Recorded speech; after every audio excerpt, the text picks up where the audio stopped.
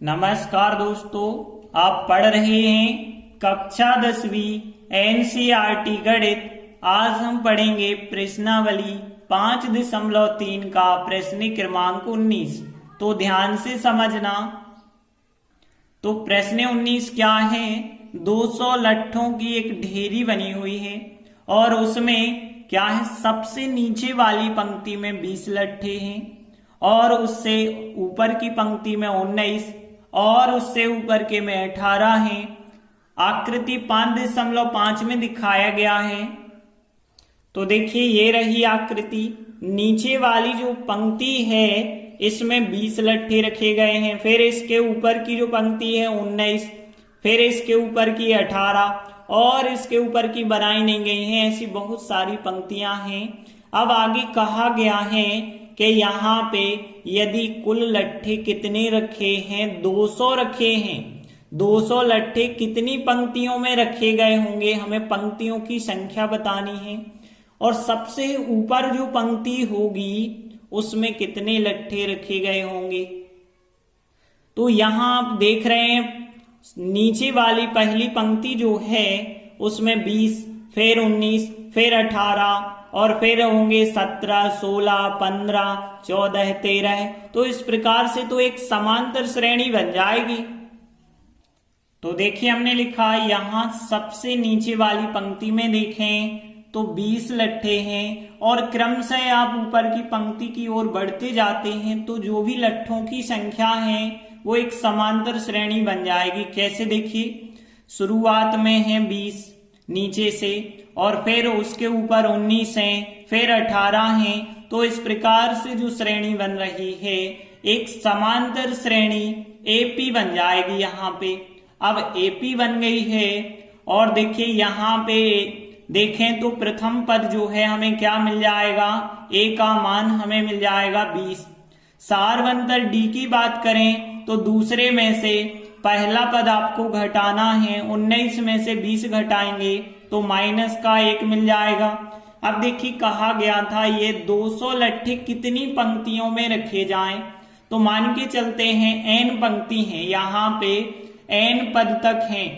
तो यहाँ जब n पद तक हैं और कुल यहाँ पे लट्ठों की संख्या 200 है, इसका मतलब है इस समांतर श्रेणी के n पद का योगफल कितने के बराबर होगा, 200 के। हमें n का मान यहाँ ज्ञात करना है।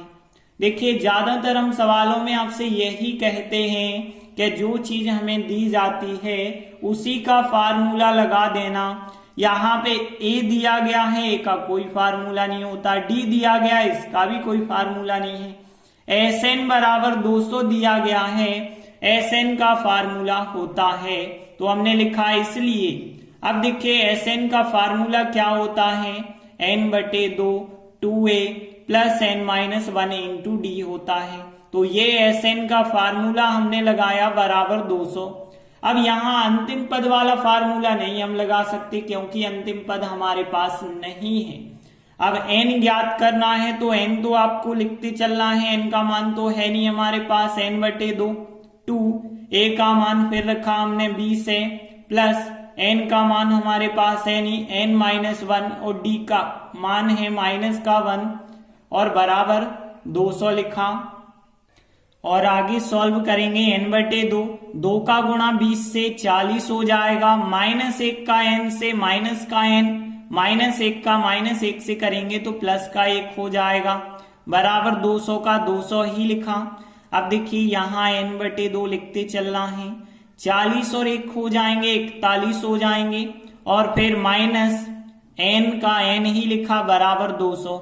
अब देखिए, यहाँ n/2 का हम इससे गुणा कर देंगे तो n/2 का जब 41 से करेंगे तो 2 से 41 तो कटते नहीं है, फिर 41 n/2 बन जाएगा। n/2 का गुणा n से करेंगे तो n² बन जाएगा और 200 को हम इस तरफ ले आते हैं तो माइनस के हो जाएंगे बराबर 0। अब देखिए, बटे में 2 प्रॉब्लम कर रहा है तो बटे का 2 यदि हटाना है तो 2 का हमें पूरे में गुणा करना पड़ेगा। तो हम 2 से गुणा कर देते हैं। देखिए, इसमें 2 से आप गुणा करोगे तो 2 से 2 तो कट जाएंगे, 41 n आ जाएगा। इसमें 2 से गुणा करोगे 2 से 2 कट जाएंगे, n वर्ग आ जाएगा, और इसमें 2 से गुणा करोगे तो 400 हो जाएंगे बराबर 0। अब देखिए यहाँ क्रम से आप लिखेंगे तो माइनस का n वर्ग प्लस के 41n है माइनस के 400 है बराबर 0। देखिए माइनस का n वर्ग है, यहाँ है तो एक द्विघात समीकरण लेकिन हम प्लस का n वर्ग बना के चलते हैं, तो माइनस का गुणा कर देना तो n वर्ग माइनस के 41n और यहाँ प्लस के 400 हो जाएंगे बराबर 0। जब माइनस से गुणा करते हैं तो सभी चिन्ह बदल जाते हैं। अब देखिए जो द्विघात समीकरण बना है इसके हम गुणनखंड निकालेंगे, तो यहाँ गुणनखंड कैसे निकालेंगे, 400 का गुणा यहाँ 1 माना जाएगा, 1 से करेंगे तो 400 आएगा। अब 400 के गुणनखंड हमें ऐसे लेने हैं कि उनको प्लस करने पे 41 आ जाए, तो यहाँ 25 गुणित 16 होता है 400 और दोनों को जोड़ेंगे 41 होगा, लेकिन माइनस 41 चाहिए तो दोनों माइनस माइनस की ले लो, तो n वर्ग और यहाँ 25 n माइनस का ले लिया माइनस 16n, यहाँ n साथ में जुड़ा है तो 25n और 16n ले लीजिए। 400 वैसे ही लिखिए बराबर 0, केवल बीच का पद इन दो भागों में बांट देना है। अब यहां से इन दो में से कॉमन लेते हैं, यहाँ n कॉमन लेंगे, n वर्ग में से n कॉमन 1n बचेगा, n कॉमन निकालेंगे तो 25 यहाँ बचा होगा माइनस। अब जब इस कोष्टक में n-25 तो यहाँ भी n-25 बराबर 0 का 0, यहाँ 16n थे लेकिन अंदर n बचे मतलब 16 कॉमन हो गए। अब देखिए यहाँ n-25 जो 2 बार दिख रहा है 1 बार लिख देते हैं, बाकी बचा n-16 दूसरे कोष्टक में हम लिख देते हैं बराबर 0। अब हम इसके बराबर अलग 0 रखेंगे, इसके बराबर अलग 0, तो हमने n-25 बराबर 0 लिया और n-16 बराबर 0 लिया, तो n बराबर माइनस का 25 है प्लस का 25 आ जाएगा, तो n का मान 25 हो गया और यहाँ n बराबर -16 है तो +16 हो गया। तो देखिए n का मान यहाँ पे 25 भी आ रहा 16 भी आ रहा। अब आपसे पूछा क्या गया था कि 200 लट्ठे कितनी पंक्तियों में रखे जाएं, तो हम क्या कहेंगे 200 लट्ठे 25 पंक्तियों में रखे जाएं या 16 पंक्तियों में। अब दो उत्तर आए हैं तो यहाँ 2 उत्तर आए हैं, दोनों तो उत्तर मान्य होंगे नहीं। आपको साथ में ये भी बताना है कि सबसे ऊपर वाली जो पंक्ति है उसमें कितने लट्ठे रखे जाएंगे। तो यदि पंक्तियों की संख्या हम 25 लेते हैं तो 25वीं पंक्ति होगी सबसे ऊपर की पंक्ति, और यदि n का मान 16 लेते हैं तो 16वीं पंक्ति होगी सबसे ऊपर की पंक्ति। जब n बराबर 25 लेते हैं तो सबसे ऊपरी पंक्ति होगी 25वीं पंक्ति, और 25वीं पंक्ति का फार्मूला देखें तो a + 24d होगा। अब a का मान कितना है 20 है हमारे पास, प्लस 24, d का मान कितना है -1 है। आगे सॉल्व करेंगे तो देखिए 20 और यहाँ पे 24 का -1 से तो -24। अब देखिए 20 में से 24 घटाएंगे तो -4 आएंगे। अब देखिए -4 सबसे ऊपर की जो पंक्ति है उसमें -4 लट्ठ होंगे, तो सबसे ऊपर की पंक्ति में -4 लट्ठ होंगे, जो कि असंभव है क्योंकि लट्ठों की संख्या माइनस की नहीं हो सकती है। इसलिए n बराबर 16 बचा, वही हमारा आंसर होगा। तो इसलिए n बराबर 16 होगा। और देख लेते हैं कि सबसे ऊपरी पंक्ति जो होगी वो 16वीं पंक्ति होगी।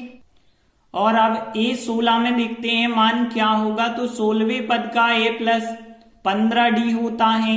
a का मान 20 है प्लस 15, d का मान कितना है -1 है, तो यहाँ पे 20 और 15 एकम 15 माइनस के हो गए और घटाएंगे तो 5 आ जाएगा। सबसे ऊपर की पंक्ति 16वीं पंक्ति जो है उसमें 5 लट्ठ होंगे और 5 तो धनात्मक हैं तो बिल्कुल हो सकते हैं। अतः कुल पंक्तियां कितनी हो गई 16 हो गई और सबसे ऊपरी पंक्ति में 5 लट्ठे होंगे। तो इस प्रकार से प्रश्न 19 कंप्लीट हुआ। धन्यवाद।